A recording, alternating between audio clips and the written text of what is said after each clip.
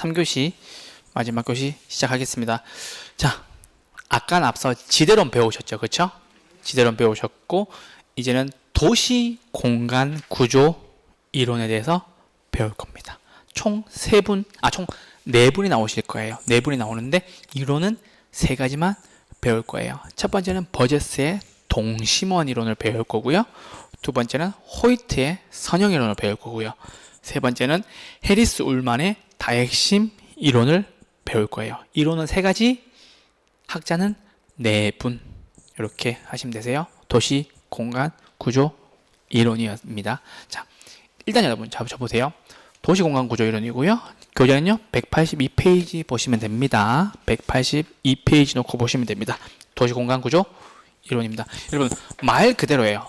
도시 공간은 어떻게 생겨먹었나? 이 뜻이에요. 도시 공간이 어떤 구조로 이루어져 있나? 이 뜻이에요.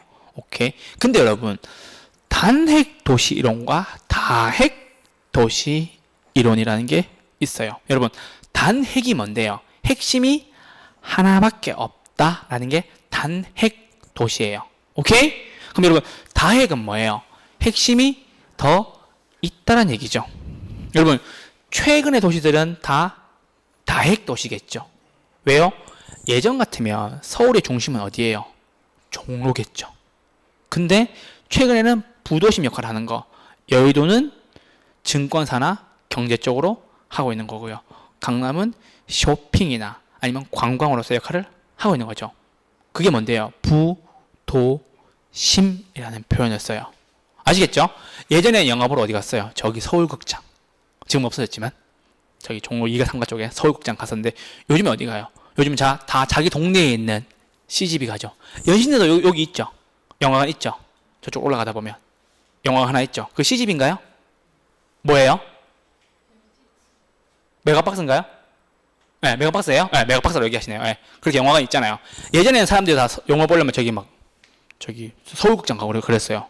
종로에 가면. 네, 서울극장 모르시나요? 안 봐보셨나요? 종로에 가면 서울극장 있어요. 네, 저는 몇 번 갔었어요, 있을 때.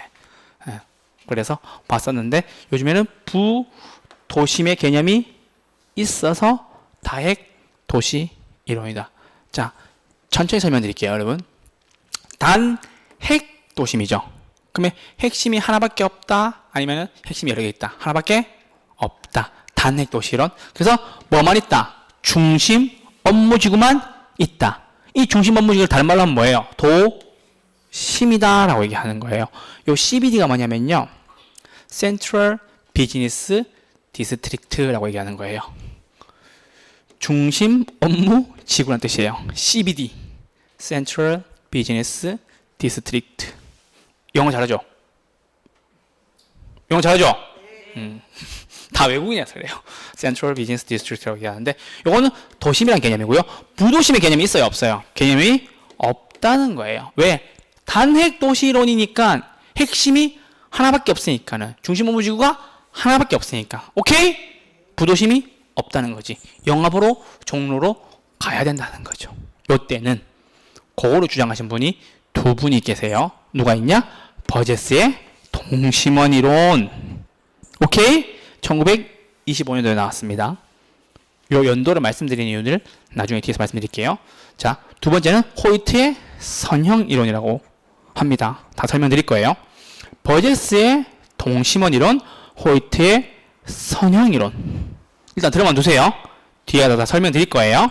자, 그리고 핵심이 많대요. 이제는 도심도 있고 뭐도 있다? 부도심도 있다. 더 이상 영화 보러 종로까지 가지 않는다. 연신내 메가박스에서 본다. 이렇게 생각하시면 돼요. 그걸 누가 주장하셨냐면요, 해리스 울만. 2분이 주장하셨어요. 작년에 무슨 일이 있었냐면요, 이게 2분이시거든요.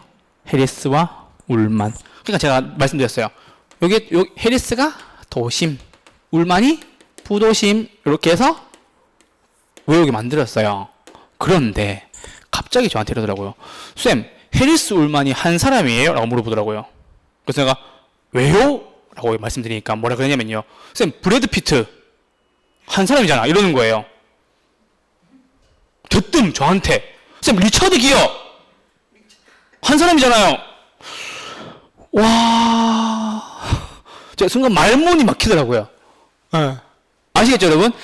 해리스 울만이 아니고 해리스 한 사람, 울만 한 사람이에요. 아시겠죠? 오케이?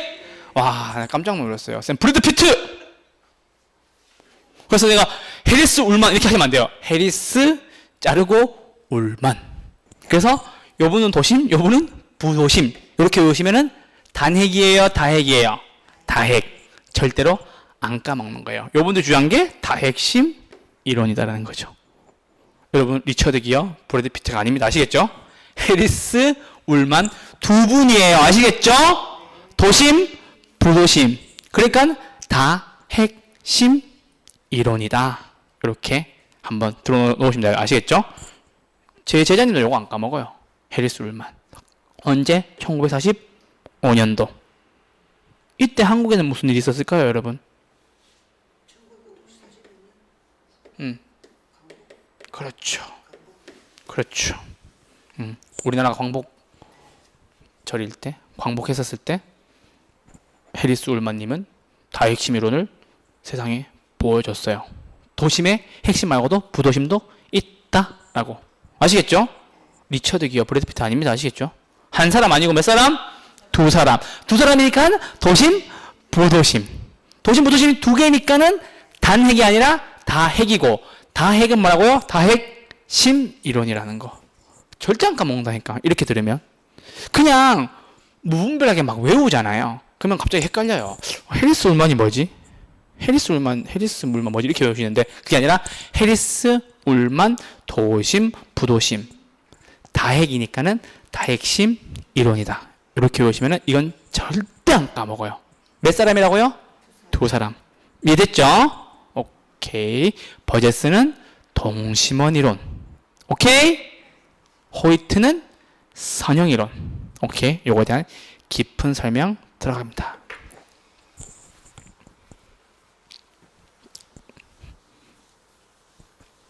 자, 여러분, 버제스의 동심원 이론을 그림으로 그리면요,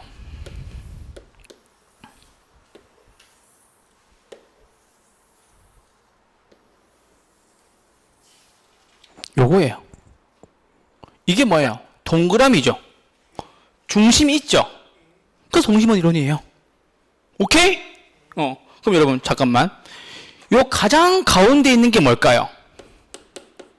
중심 업무지구고요. 요 중심 업무지구 뒤에는요, 점이지대고요. 그 다음은요, 저소득층 주거지역이고, 그 다음은 고소득층 혹은 중산층역이에요. 고소득층 주거지역이고, 그 다음은요, 통근자 지대라고 얘기하는 거예요. 오케이? 여러분, 왜 인천에서 왜 이렇게 광역버스 타고 들어오시는 분들이 있으시잖아요. 예, 그런 분들 뭐라 그래요? 통근한다 그러죠. 멀리서 이렇게 여의도나 강남, 종로 이렇게 일하러 오신 분들은, 멀리서 오시는 분들, 저기 막 인천에서 광역버스 타고 오시는 분들, 막 수원에서 광역버스 타고 오시는 분들, 이런 분들 뭐라 그래요? 통근자라 그래요. 맞죠? 그럼 보세요, 여러분. 중심 업무지구 다음에 뭐가 와요? 점이지대 혹은 전이지대 혹은 천이지대라고도 얘기를 해요. 오케이? 중심 업무지구 다음에 점이지대, 그 다음에 저소득층 주택지역, 고소득층 지역, 통근자 지역, 이렇게 얘기를 하는 거예요. 이게 뭔데요? 동심원 이론이다. 누가 주장했어요? 버제스가 주장했어요. 이해되셨나요? 오케이? 그렇게 해서 이게 동심원 이론인데요. 여러분 보세요. 여기 보면 침입, 경쟁, 천의 등으로 과정으로 도시의 공간 구조를 형성을 설명하고 있다고 얘기해요. 쌤, 침입, 경쟁, 천의가 뭔데요? 서로 왔다 갔다 하는 거. 서로 왔다 갔다 하는 거. 이해되셨나요? 서로 왔다 갔다 하는 거. 그럼 여러분 보세요. 내가 저소득층 주거지역에 살아요. 그럼 돈을 많이 벌었어요. 그럼 어디로 이사 가요? 고소득층 지역으로 이사를 가죠. 그거를 침입, 경쟁, 천이라고 하는 거예요. 도시 생태학적 관점이라고 얘기를 해요. 뭐예요? 서로 왔다 갔다 침범하고 왔다 갔다 하는 거. 저기 탄자니아나 케냐 이런 사막 지역 가시면은 서로 이렇게 막 죽고 막 사냥하고 그러잖아요. 서로 왔다 갔다 하면서. 그거를 다 침입 경쟁 천이라 그러고, 요거를 도시 생태학적 관점으로 서로 침범한다, 이렇게 보시면 되세요. 오케이? 서로 왔다 갔다 하면서. 되셨나요? 그리고 동심원 이론에서 가장 가운데 뭐 있어요? 중심 업무지구. 그 밖에는요? 점이지대. 그 다음은요? 저급 주택지역. 그 다음은요? 고급 중산층이라고 얘기해요. 그 다음에 통근자 지대가 있어요. 쌤, 다른 건 알겠는데, 쌤, 전이지대, 천이지대는 뭐예요? 라고 얘기하시면요. 다 섞여 있는 거. 주상공이 다 섞여 있는 거를 점이지대, 천이지대라고 얘기를 해요. 이걸 누가 주장했다고? 동심을 누가 주장했다고? 버제스. 잠깐만, 제 얘기 좀 들어주세요. 여러분, 이분이 누구냐면요. 저기, 시카고. 들어봤죠? 미국의 시카고. 일리노이주의 주도예요. 주의 가장 중심이 된 도시라고요. 거기가 아마 미국에서 한 3-4번째로 클 거예요. 엄청 되게 세련된 도시고 깔끔한 도시고 굉장히 많은 여행객들이 오는 도시예요. 거기에 시카고 대학교라는 곳이 있는데 거기에 경제학과가 굉장히 유명해요. 지금도 유명해요. 경제학의 시카고 학파라는 말이 있을 정도로 유명해요. 네, 거기에 계신 교수님인데 1925년 당시에 시카고라는 도시를 연구를 해보니까는 모양이 이렇게 생겼다는 거예요. 농구 좋아하시는 분들은 시카고 불스 들어봤죠? 그 시카고 불스가 황소거든요. 거기가 원래 그 마장동 같이 그 소도축시장이 많아서 그런 거예요. 그래서 시카고 불스가 되는 거예요. 그 시카고예요. 네. 근데 지금은 완전히 변모해서 굉장히 세련되고 깔끔하고 특히나 이렇게 여성분들이 여행을 가시면 되게 좋아한다고 하시더라고. 도시가 굉장히 잘 정비되어 있고 깔끔하고 세련되고 쇼핑할 것도 많고 즐길 것도 많고. 네. 그래서 시카고에서 나온 거고, 그 당시 1925년도에 시카고를 분석해보니 중심 업무지구가 가운데 있고 주상공이 혼재되어 있는 그 지역이 중심 업무지구 다음에 있고, 그리고 저급 저소득 주택지역이 있고 고소득 주택지역이 있고, 그리고 통근자들이 있더라라고 해서 이렇게 동그라미로 이렇게 만든 거예요. 굉장히 단편적으로 만든 거죠. 그쵸? 이해되셨나요? 그래서 이게 버제스의 동심원 이론이에요. 그런데 여러분, 시험 문제에서 이걸 막 섞어서 나와요. 순서를. 자, 저 보세요. 요거 암기할 때 중전 저 고통스러워요 이렇게 외우셔야 돼요. 오케이? 여러분, 조선 왕의 와이프를 뭐라고 얘기해요? 중전 이렇게 얘기하죠. 중전 저 고통스러워요 이렇게 하시는 거예요. 아시겠죠? 환자 위 간이 안 좋은 환자는 무슨 개념이에요? 기술적 개념이죠. 기술이 물 같다 해서 물리적 개념으로 나온다고도 말씀드렸어요. 그쵸? 그럼 버제스의 동심원 이론은 중전 저 고통스러워요 이렇게 외우셔야 돼요. 아시겠죠? 왜냐하면 이걸 자꾸 순서를 바꿔요. 시험에서 얘는 가만히 냅두는데 얘들 순서를 자꾸 바꾼다고. 그러면 보세요. 중전, 전이지대, 점이지대, 천이지대, 저급, 고급, 통근자 이렇게 오셔야 돼요.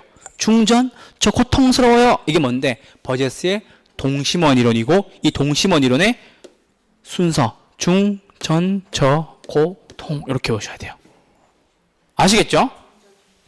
나중에 이거 해주실 거죠? 지금은 우리 좀 어색하잖아.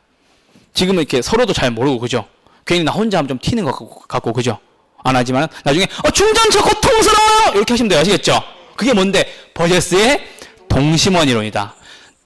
진짜 이렇게 문제 나온다니까. 근데 여러분, 버제스의 동심원 이론 딱 보고 난 뒤에 지문에 중전 저 고통 쓰고 난 뒤에 문제를 보잖아요. 그럼 답이 한눈에 딱 보인다니까. 이거 바꿔놨네? 왜냐하면은 늘 이렇게 바꾼다니까. 이거 바꾸고 막 이렇게 바꾸고 막 바꾼다니까요. 이 순서를 정확하게 외우고 계시면은 여러분 틀릴 일이 없다라는 거. 그리고 앞으로 버제스의 동심원 이론이 문제에 나오면 중전 저고통 쓰시고 문제를 보시라는 거지. 필기는 그때 하는 거예요. 시험 칠 때. 아시겠죠?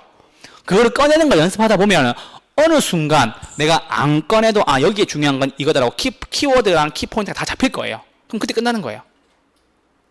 여러분들 나중에 공부를 하시다 보면요, 머릿속에 막 개념들이 다 떠돌아다닐 거예요.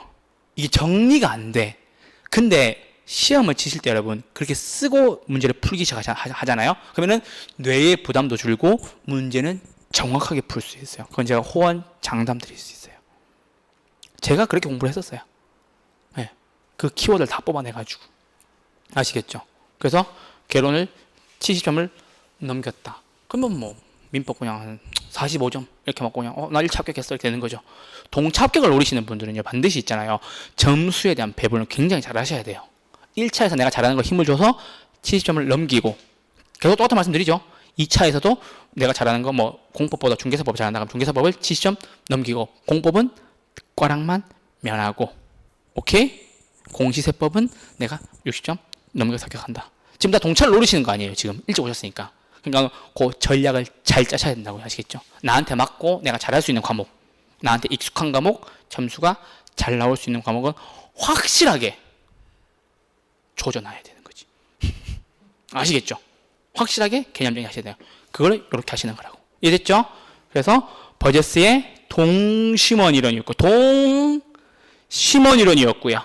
중전 저고통 이렇게 하시면 되세요. 아시겠죠? 언제? 1925년도에. 왜냐하면 저번 시험에서 이렇게 나온 적이 있어요. 이 연도수를 가지고, 연도수만 알고 있으면은 버제스의 동심원 이론이 이거에 영향을 받았구나라는 순서대로 아는데, 이걸 순서를 뒤집어 놓은 거지. 예를 들어서 다핵심 이론이 여러분 버제스의 동심원 이론에 영향을 받을 수 있죠. 근데 동심원 이론은 다핵심 이론에 영향을 받을 수 있어요, 없어요? 없지. 왜? 더 뒤에 나온 사람들 어떻게 영향을 받냐고. 그렇게 문제가 나온 적이 있단 말이에요. 그래서 여러분한테 연도수 정도는 버제스의 동심원 이론이 가장 먼저고, 호이트의 선형 이론이 그 다음이고, 다핵심 이론이 그 다음이구나. 25년, 39년, 45년. 아시겠죠? 해리스 울만과 함께 광복절을 즐기시면 됩니다. 1945년. 오케이? 혼자보단 둘이 낫잖아요. 그래도 만세할 때. 그쵸? 그래서 해리스 울만이 1945년. 제일 뒤라는 거. 그렇게 하시고, 자, 호이트의 선형이론 설명드릴게요, 여러분. 호이트의 선형이론은 가장 중요한 게 뭐냐면, 여러분, 부채꼴 모양이다라고 하시면 돼요. 부채꼴 모양이다. 그럼 여러분, 이 선이 무슨 뜻이냐면, 이게 부채꼴 선자예요. 한자 자체가 부채꼴 선자라고. 그러면 부채꼴 형태의 이론이다, 이 뜻이에요. 누가 주장했냐고요? 호이트가요. 호이트가. 미안합니다. 이거 이렇게 하기 어려워요, 여러분. 순간 가성을 내기 어렵다고. 호이트가 선형이론을 주장한 건데, 요 선형이론이 뭔데요? 부채꼴 모양으로 늘어난다는 거예요. 자, 보세요. 그러면 여러분, 뭘 따라서? 교통망을 따라서 동질적으로 확장되며 부채꼴 모양이고요. 여기에 선형이론의 고소득층이 주거지는 뭘 따라서 들어온다고요? 교통노선 축을 따라서 들어온다고요. 자, 잠깐 쳐보세요. 다시. 여러분, 경부고속도로 있잖아요. 그거 서울 요금소 통과 딱 하면 옆에 뭐 있어요?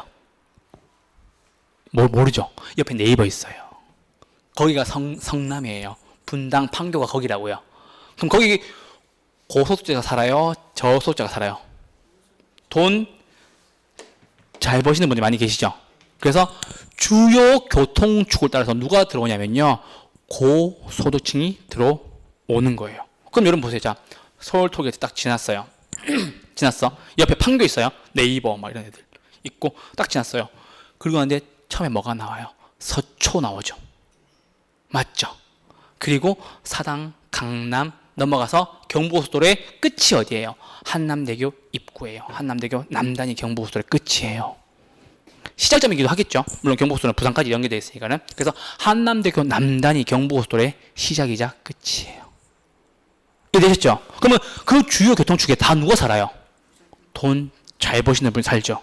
그래서 여러분 잘 보세요. 아까 제가 동그라미를 이렇게 막 그렸었죠. 동그라미 막 그렸었죠. 근데 이 동그라미가 과연 있잖아요, 여러분. 이렇게 똑같이 균일하게 자라날 수 있을까요? 그러지 못하겠죠. 그러면 주요 교통축을 따라서 들어오게 되겠죠. 이해됐나요? 오케이. 그렇게 되면 어떻게 되냐면은 요 중심은 흔들리지 않아요. 중심은 흔들리지 않는데 여러분 이쪽에 교통축이 있다고. 오케이? 이게 경보소가 여기 있다는 거지, 쉽게 말하면은. 그럼 여기 누가 들어와요? 이해됐어요? 고소득층이 들어온다고. 잘 사는 사람들이. 자, 그러면 이 잘 사는 사람들은 누구를 피하고 싶을까요? 그쵸. 못 사는 사람. 그쵸. 그래서 여기에 뭐가 들어오냐면요. 저소득층이 들어오는 거예요. 이해됐어요? 그러면 여러분, 그 다음에 도매업이나 경공업 하는 시장이나 여러 가지 잡다한 공장들이 여기에 이렇게 붙는 거죠. 이해되셨나요? 오케이? 네. 그리고 여기에 아까 말씀드렸던 중급자들, 중산층들 들어오는 거고 여기에 경공업 지구들이 다 들어오는 거예요. 도매나 여기 경공업. 그러니까 요걸 중심으로 이렇게 부채꼴로 이루어지는 거죠. 이해되셨나요? 이게 뭔데? 내가 지금 요거 그랬던 게 뭔데? 이게 경부고속도로라는 거지. 이에 따라서 고소득층이 들어온다는 거죠. 한남대교 남단이 여기 된 거지. 이해됐죠? 이거 이렇게 가르치는 사람 없어요. 제가 여러분들에게 정말 이해가 잘 되도록 실무에 가장 근접하도록 가르쳐 드리는 거예요. 원래 아까 이렇게 동그랗게 그렸잖아요. 근데 그 고소득층들이 주요 교통축, 요 경부고속도로를 따라서 다 들어오는 거지. 성남, 서초, 사당, 강남, 한남대교. 넘어서면 또 성수동 연결되겠죠. 원래 여러분 성수동이 뭐였어요? 공업지역이었어요. 제가 자세하게는 더 말씀을 나중에 드릴게요. 좀 더 친해지면 그 성수대교에 대한 이야기도 드릴 수 있단 말이에요. 아시겠죠? 그래서 여기가 한남대교 남단인 거죠. 이해됐죠? 이해가 잘 되죠, 여러분 지금, 그렇죠? 그래서 이게 호이트의 선형이론이라는 거. 중요한 건 뭐다? 주요 교통축을 따라서 누가 들어온다고요? 고소득층이 들어온다는 거. 이게 무슨 모양인데? 부채꼴 모양으로 된다는 거. 됐죠? 주요 교통망을 따라서 동질적으로 성격이 같은 사람들끼리 늘어난다, 이 뜻이에요. 됐죠? 성격이 같은 사람들끼리 퍼지고 늘어난다는 거죠. 오케이? 요게 선형이론이에요. 됐죠? 누가 주장했다고? 호이트 이렇게 하시면 안 돼요. 호이트 이렇게 하시는 거예요. 아시겠죠? 네.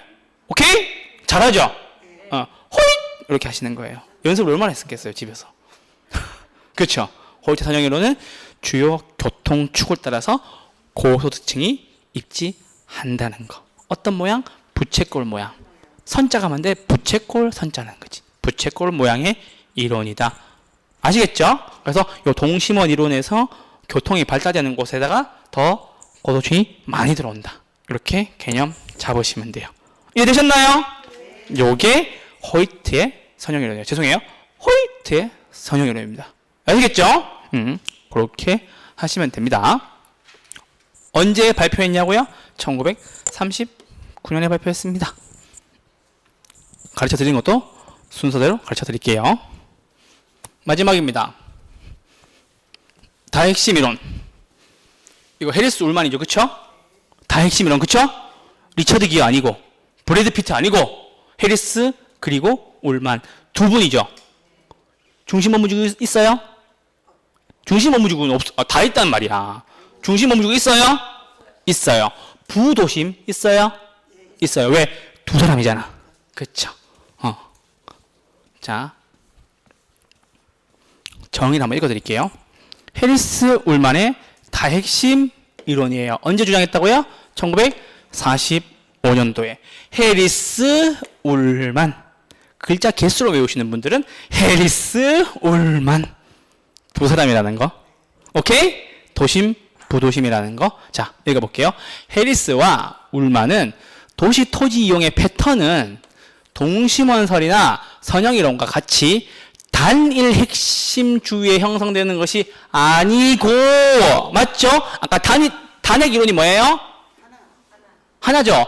동심원, 버제스의 동심원, 호이트의 선형 이론은 단핵, 핵심이 하나밖에 없는 거, 도심이 하나밖에 없는 거, 중심 원부지구가 하나밖에 없는 거, CBD가 하나밖에 없는 거, 맞죠? 그런데 해리스 울만은 다핵 이론이었죠. 다핵이 뭔데요? 도심도 있고 부도심도 있고, 그쵸? 현대 도시를 설명하기에 가장 좋은 거예요. 현대 도시에 가장 적합한 거예요. 시험 지문에 나와서 그래요. 다핵 도시 이론은 현대 도시를 설명하고 있다, 이렇게 지문에 나온단 말이에요. 그리고 생각해보면 되잖아. 여러분, 도심이 종로고 부도심 뭐 있어요? 여의도 있겠고, 그쵸? 강남 있겠고, 그쵸? 뭐 요즘에는 뭐 일산도 그럴 수 있겠네요, 그쵸? 새로 개발되는 도시들, 그쵸? 신도시 막 2기 3기들, 그쵸? 예. 그래서 보시면 해리스 울만은 아니고 몇 개의 핵심과 그 주위에 형성된다. 몇 개의 핵심, 도심 더하기 부, 도, 심 형성된다는 거예요. 이해되셨나요? 오케이? 네. 자, 그러면 보세요. 얘는 요게 중심 업무직으로 붙고요, 여러분. 어떻게 되냐면요. 덕지덕지 이렇게 막 붙는 것이 아니라 고급 주택 지역이 이렇게 빠지는 거예요. 약간 밖으로 교외 지역으로 나가게 되는 거고, 요 안쪽에 뭐가 들어오냐면 여러분, 중급 주택 지역이 이렇게 들어오는 거예요. 요게 고급 주택 지역이고. 이해되셨나요? 여기까지는요. 그리고 난 후에 여러분, 저급 주택 지역이 이렇게 중심지에 붙어 있어요. 여러 가지로. 왜냐하면 중심 업무지구가 살아야 되니까는. 오케이? 살아야 되니까는. 그런데 중요한 게 뭐냐면은 여기가 지금 중심 업무지구가 있죠. 맞죠? 근데 돈 많은 내가 영화를 보고 싶어요. 백화점을 가야 되겠어요. 스타필드가 궁금해요. 그래서 여기까지 가려니까는 이 지역을 지나가야 되나? 그러면 지하철 타고 버스 타고 이렇게 가야 되는 거죠. 그게 힘든 거지. 그래서 여기에 부도심이 하나 딱 들어오는 거예요. 개념이 이해됐죠? 그럼 여러분, 이제는 더 이상 갈 필요가 있어요, 없어요? 없다는 거지. 영화 보고 백화점 보러 얘가 여기까지 가던 거를 이제는 요 옆에 가서 영화 보고 백화점 가고 쇼핑센터 간다는 거죠. 그 이론이에요. 어려워요, 쉬워요? 쉽잖아. 그렇죠? 다 핵심 이론. 두 사람. 그렇죠? 오케이. 연도수는 언제? 1945년. 그렇죠? 오케이? 그렇게 정리해 주셨으면 좋겠습니다. 아시겠죠? 어려운 거 하나도 없습니다. 자, 근데 여러분, 저 보세요. 그럼 보세요. 지금 핵심이 하나 발생했죠? 부도심이 하나 들어서 핵심이 하나 더 생겼죠? 그럼 쌤, 요게 생기는 발생 요인이 뭐가 있어요? 라고 물어보시는 분들이 있어요. 그리고 시험에서도 물어봐요. 요거 때문에 생기는 거예요. 자, 핵이 왜 발생하느냐? 라는 거예요. 일단 첫 번째, 두 번째 가장 중요해요. 무슨 말이냐면요. 유사활동, 즉 집적 이익이라고 하죠, 여러분. 집적 이익이 뭔데요? 모여서 이득되는 것들. 대표적인 예를 말씀드릴게요. 여의도의 증권가들. 걔네들끼리 서로 정보 주고받으면서 집적 이익을 만들어내죠. 유사활동하죠, 그쵸, 여러분? 그래서 여의도가 중심 업무지구로 살아나는 거죠. 원래 서울의 중심 어디였었어요? 종로, 명동 이쪽인데 여의도가 유사활동을 통해서 자기네들끼리 집적 이익을 추구하면서 여의도가 부도심이 된 거죠. 여의도 가면 여러분 백화점도 있고 있잖아요. 다 있어요. 쇼핑센터도 다 있어요. 영화관도 있고. 그게 뭐예요? 금융기관. 대표적인 예가 금융기관.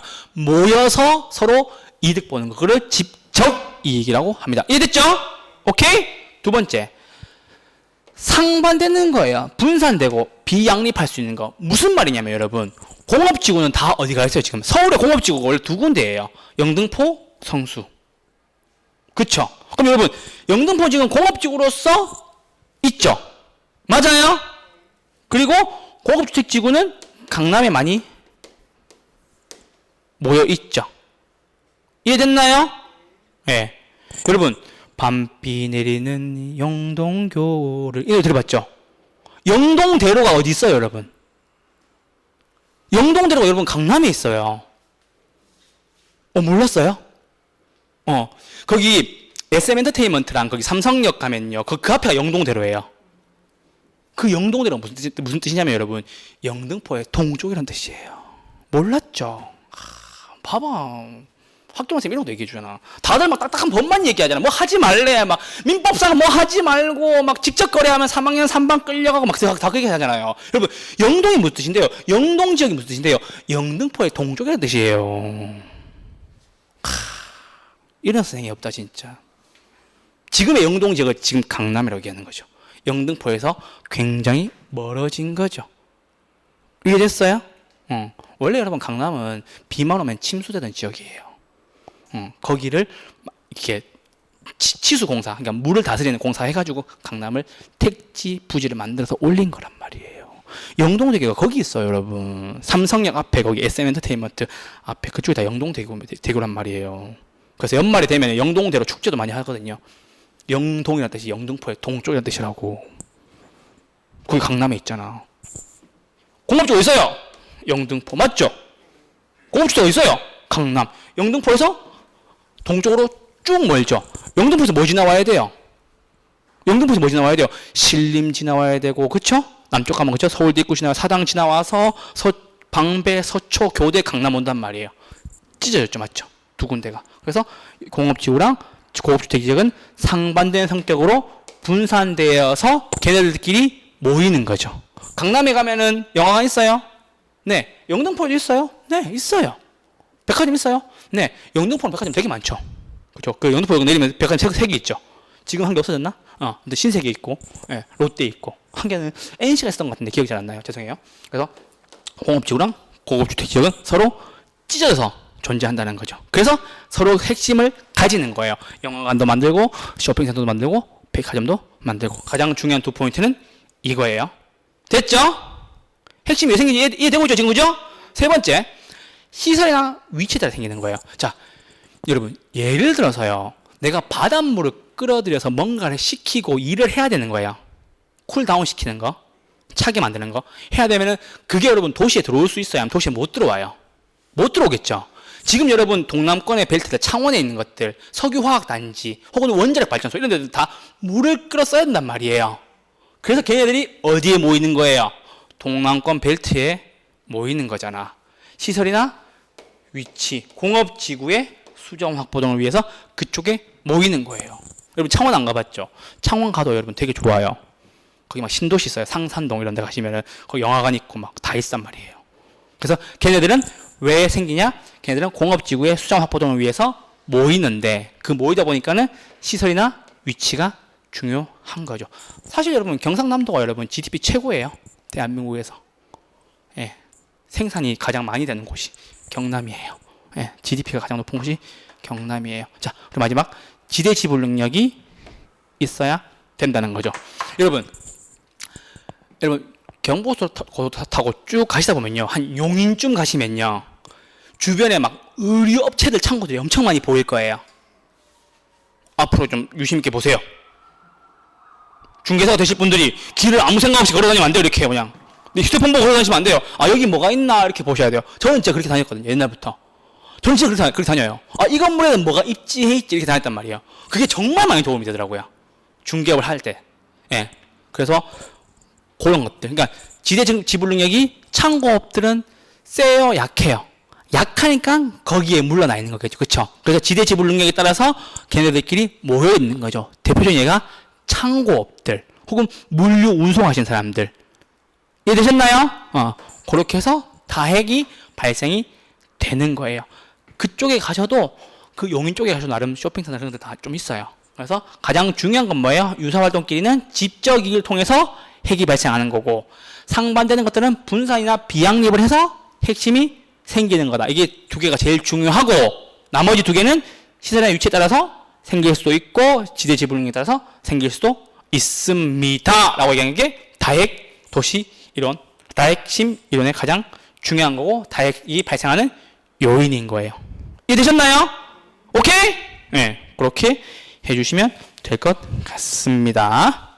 자, 이제 문제 보시죠. 거의 끝났어요.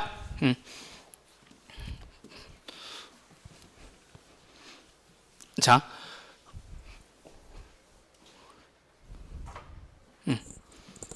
여러분, 이 문제에서 지금 옳은 것은 모두 고르라, 옳은 것을 고르라 그랬거든요. 이거 죄송해요. 지문이 잘못됐네. 죄송합니다. 옳은 것을 고르는 거거든요. 그냥요.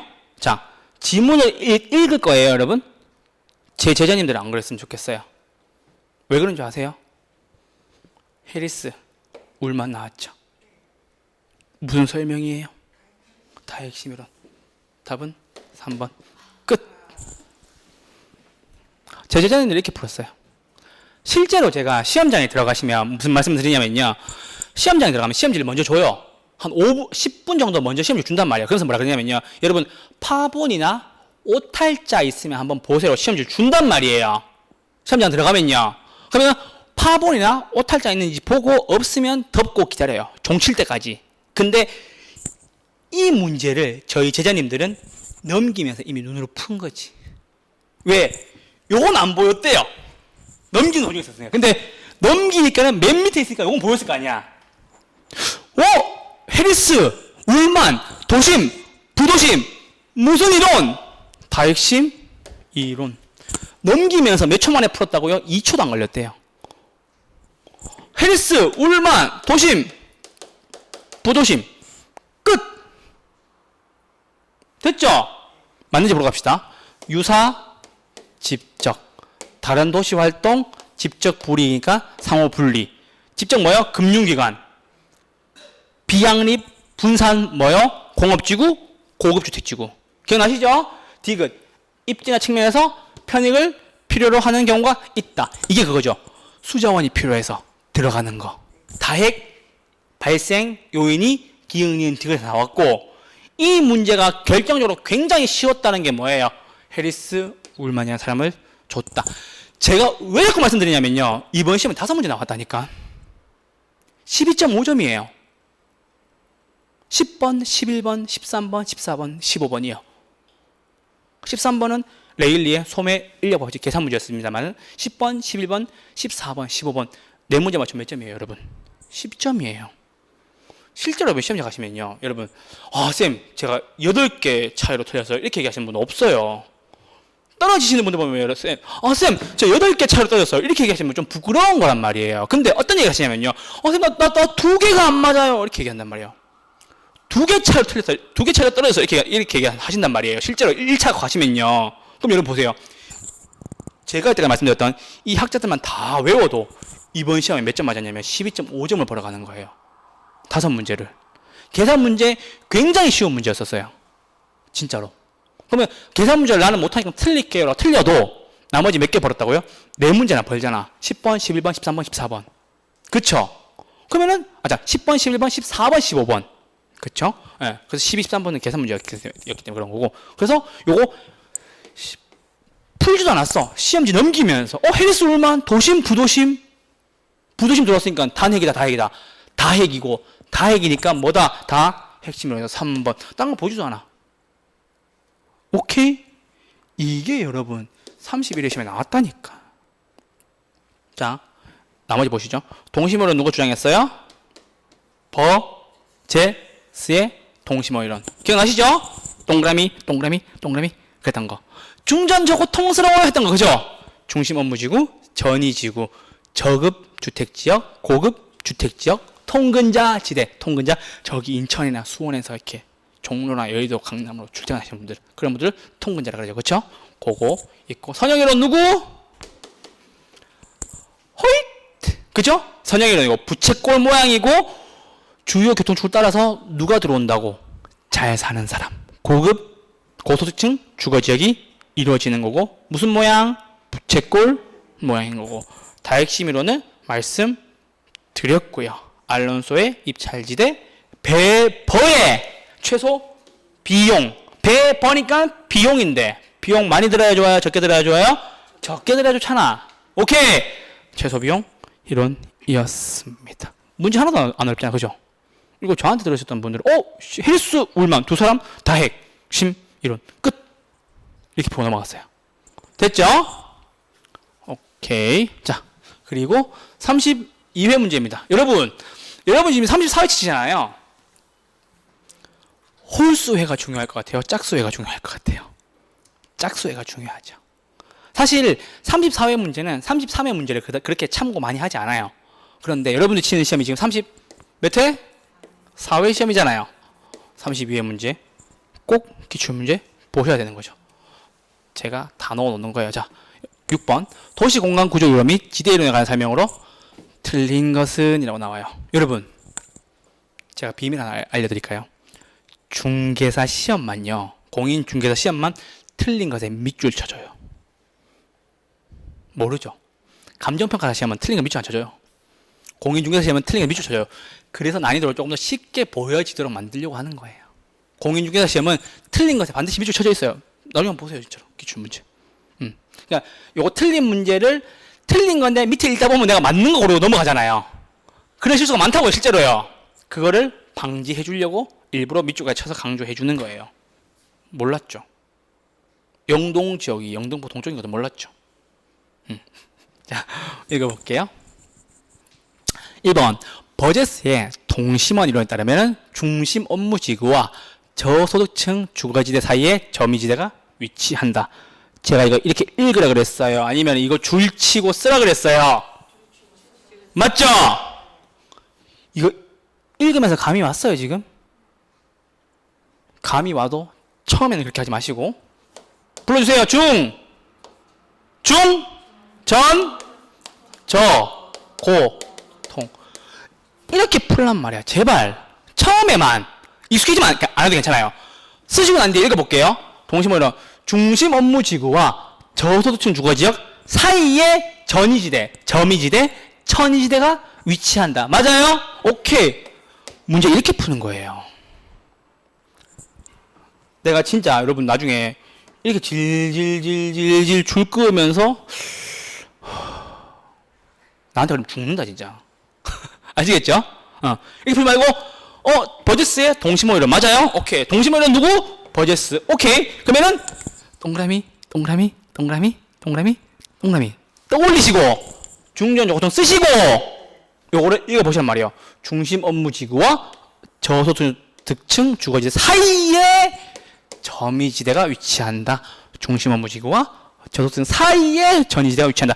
특히나 점수 안 나온다고 자꾸 얘기하시는 분들 제발 이렇게 풀란 말이에요. 오케이? 이때 쓰는 거예요. 이랬죠? 쓰지 마요. 제가 다 정리해서 드릴 거니까. 이때 쓰는 거예요. 시험 문제 풀 때 내가 아는 걸 꺼내는 연습을 하면서 이게 최고의 공부법이라고요. 현재까지 밝혀진. 아시겠죠? 오케이. 자, 2번. 호이트의 선형이론은 도시공간 구조의 성장과 분화는 주요 교통축을 따라 맞죠? 부채꼴 모양으로 확대되면서 나타난다. 누구의 무슨 이론? 호이트의 선형이론. 이것도 맞네요. 맞아요? 오케이. 자, 3번. 해리스와 울만의 다핵심 이론에 교통축을 적용하여 개선한 이론이 호이트의 선형이론이다. 난리 났네.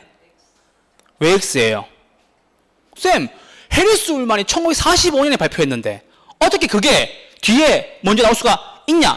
이 얘기를 하면서 화를 내면서 이거 안 되잖아 이렇게 하셔야 돼요. 제가 말씀드렸죠. 다핵심으로 몇 년도? 1945년. 해리스 울만과 함께 광복절 했다니까. 그러면은 여기 선형이론 몇 년? 1939년. 됐죠, 여러분? 그럼 보세요. 적용하여 계산한 이론이 이 말이잖아. 그러면 다핵심 이론을 개선해서 이걸 냈대요. 말이 돼요, 안 돼요? 이게 어떤 느낌이냐면요. 아들 이후에 아버지가 태어났다 이 뜻이라니까. 말이 돼요, 안 돼요? 말이 안 된다고. 그래서 3번이야. 대충 읽어서 무조건 틀리는 거지. 근데 제가 말씀드리잖아요. 순서만 기억하면 된다고. 뭐가 먼저? 버제스의 동심원 이론 1925년. 호이트의 선형이론 언제? 1939년. 해리스 울만의 다핵심으로 언제? 1945년. 이 순서를 알고 있었던 사람은 이게 이상하다 생각이 들어요. 그러면 정확하게 풀려면은 이 숫자까지 써야 되겠지. 아니면 이 순서에라도 알고 있었던 사람은 동선다. 알고 있었던 사람은 이게 이상하다는 느낌이 들어야죠. 3번 틀렸지. 실제로 굉장히 오답률이 높았던 문제예요. 그래서 연도수를 말씀드리는 거고 순서를 말씀을 드리는 거예요. 개인적으로는 이게 좀 어려운 문제가 생각이 들어서 너무 저도 보고 좀 당황했어요. 예. 근데 저는 이제 이걸 알고 있었으니까 이건 안 되죠 하고 했는데 아마 시험장에서 이런 문제를 마주치잖아요. 여러분들 못 풀 거예요. 굉장히 당황스럽겠죠. 야, 뭐가 뭐에 영향을 미치고 뭐가 뭐에 영향을 준 거야? 이 생각을 하지 이거의 순서가 머릿속에 없단 말이에요. 아시겠죠? 그래서 제가 도시공간구조이론은 그 말씀을 드렸던 거예요. 연도수를 써 드렸던 거라고. 이해됐죠? 오케이. 처음에는 버제스가 시카고를 기준으로 동그라미 했고 그 다음에 호이트가 선형이론으로 고소득층은 교통축에 들어온다고 했고 그 다음에 핵심이 하나 더 생긴 거고. 감 잡았죠? 동그라미 주요 교통축 핵심 하나 더. 이렇게 정리해 놓으시면 도시공간구조이론은 절대 안 틀리죠. 됐어요? 오케이. 답은 3번이고 헤이그는 무슨 이론? 마찰 비용이론. 마찰하면 어떻게 한다고? 헤이그 맞죠? 그럼 뒤에 뭐 나와야 되겠어요? 교통비, 수송비, 운송비. 뒤에 나오나요? 네. 교통비, 수송비, 운송비 강조하신 세 분 누구예요? 튀넨, 헤이그, 베버. 튀넨은 무슨 지대설? 위치 지대설. 헤이그는 무슨 이론? 마찰 비용 이론. 베버는 비용 이론인데 잠깐만 비용 이론인데 비용이 많이 들어야 좋아요? 적게 들어야 좋아요? 적게 들어야 좋죠? 최소 비용 이론. 제가 처음에 이렇게 할 거예요 여러분한테. 왜냐하면 그래야 여러분이 기억을 잘 하시더라고. 아시겠죠? 나중에 되면 막 헷갈려요. 비용이 많이 들어야 돼? 적게 들어야 돼? 누구야? 이렇게 한단 말이야. 배버니까는 비용 이론. 쉬니까 수요 이론. 수요는 최대 수요 이론. 배버는 최소 비용 이론. 최대 수요 이론은 레쉬고요. 배번은요 비용 이론인데 최소 비용 이론이라는 거지. 공업 입지론 아시겠죠? 나중에 뒤에서 말씀드릴게요. 자 그리고 알론소의 입찰 지대 곡선 나왔어요. 맞죠? 도심에서 외곽으로 나감에 따라 가장 높은 지대를 지불할 수 있는 각 산업의 지대 곡선을 연결했다. 이게 뭐예요? 지대 지불 능력 최대. 지대 지불 능력 최대. 초과 이윤 있다고 없다고? 초과 이윤 제로. 문제 이렇게 푸는 거예요. 아시겠죠? 제발 줄 질질질 다 그으면서 있잖아요. 여러분들 뇌도 못 쓰고 키포인트도 못 찾고 문제도 못 풀고 시간만 버리고 결국 틀리는 짓 하지 말라고요. 아시겠죠? 문제 이렇게 푸는 거예요. 오케이? 네, 그렇게 하셨으면 좋겠습니다. 자, 오늘은 여기까지 하도록 하겠습니다. 고생 많으셨고요. 힘찬 주 보내시고 다음 주에 또 즐거운 얼굴로 뵙겠습니다. 날씨가 좀 따뜻해서 조금 졸리셨을 거예요. 네, 다음 주에 웃는 얼굴 뵙겠습니다. 감사합니다.